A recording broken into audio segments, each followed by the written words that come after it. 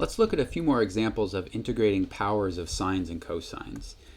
So first let's do this one, integral of sine squared x times cosine x. So what should we do here? Well, since we have a sine squared, we could use one of those double angle identities, but that would turn this sine squared into 1/2 1 minus cosine 2x. And so we'd have a product of trig functions that have different things inside, right? We'd have a cosine with 2x inside of it times a cosine with x inside of it. And that's usually a bad thing. Usually having a mix of different insides for your trig functions makes an integral very difficult to do. So using this double angle identity actually isn't a great idea. We should come up with something else. Well, if you think back to other tricks we might use, I mean, you know, what are all the tricks that we have in our bag of tricks? We have trig identities, we could use a u substitution, or we could do integration by parts. But if you think about a u substitution, right, a u substitution is usually a good idea if there's some inside part whose derivative is outside. Well, look, here we have inside of this squaring, we have sine of x, and the derivative of sine of x is cosine of x. So it seems like this is a prime candidate for a u substitution. So let's try it. So u is sine of x. That means du is cosine x dx. And then when we do the substitution, we get the integral of, so sine squared x is u squared. And then cosine x dx, that's du. Oh, that worked great. So now we can calculate the antiderivative, so 1/3 u cubed plus a constant.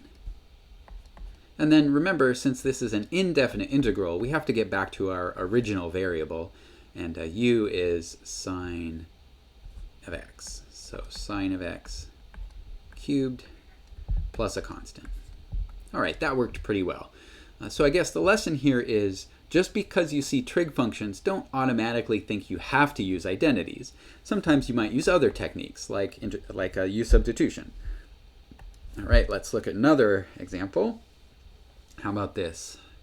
Sine squared x times cosine cubed x. Well, that's a little hard to see how a u substitution would be helpful right away, because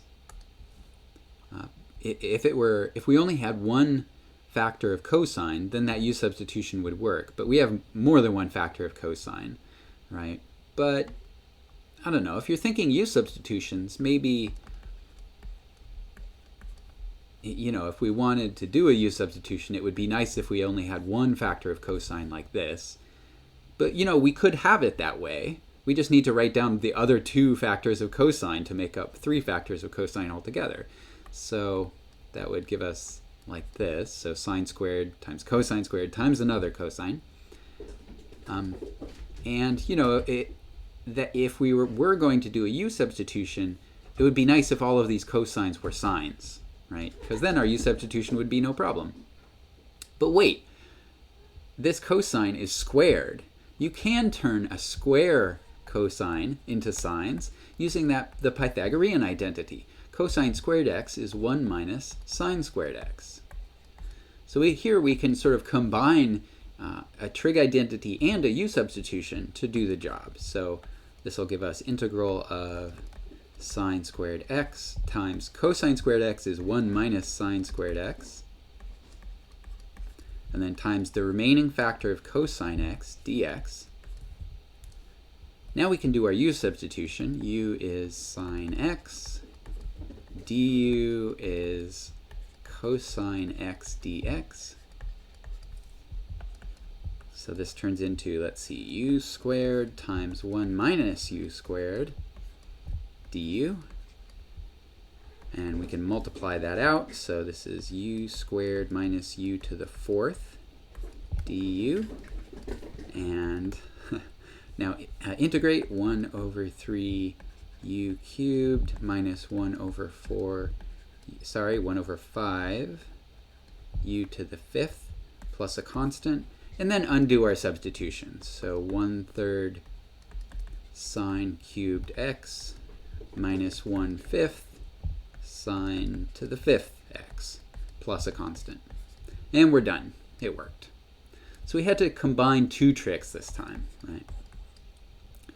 And if you look at this integrand and think about what is it that made this trick work, it's the fact that when we took one factor of cosine and set it aside to use for a substitution, the remaining factors of cosine, the remaining exponent on cosine, was even. Since it was even, we could turn all of these cosines into sines just using this Pythagorean identity. So that's what made this example work.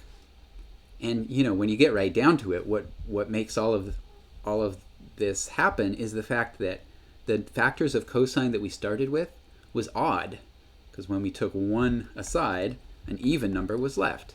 So it's the fact that we had an odd number of cosines here that made this all work. In fact, if you had some integral with an odd number, an odd factor of sine, you could do the same thing, except your substitution would be u equals cosine x instead of sine x, right? If you had an odd number of factors of sine, you'd set aside one factor of sine, do a u substitution using cosine, and it would all work out.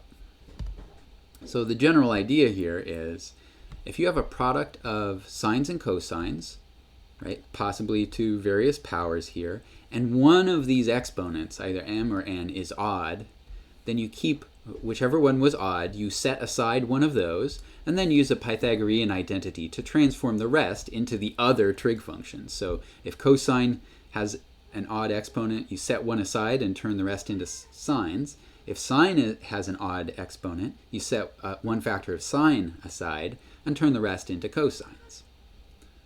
All right. What about if sine and cosine both have an even power, right? So we know how to handle if we have an odd power, but what if they're both even? Well, if they're both even, then, right, if you think back to our double angle identities, if both your sines and cosines are even, then you can always use the identities for the double angle identities for sine and cosine. So if it's an even power, you can't do the u substitution trick, but you can use a double angle identity trick. So let's see, sine squared is 1/2 1 minus cosine 2x, and cosine squared is 1/2 1 plus cosine 2x dx. So we have a factor of 1/4 integral. Now we have to multiply this out. It's 1 minus cosine squared 2x dx. Right, the cross terms cancel. And now we need to do another double angle identity for our cosine squared part. So that gives us 1/2 times 1 plus cosine, right, twice 2x is 4x dx. And now we can integrate. So we get 1/4 times x minus 1/2 x plus 1/4 cosine 4x plus a constant.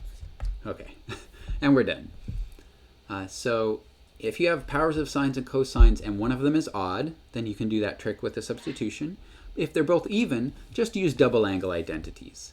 So in this example, all we needed to do was use double angle identities. It's possible that you might need to use double angle identities once, and then, if you have an odd power of sine or cosine, then do a u substitution. So it really depends on exactly what the powers are.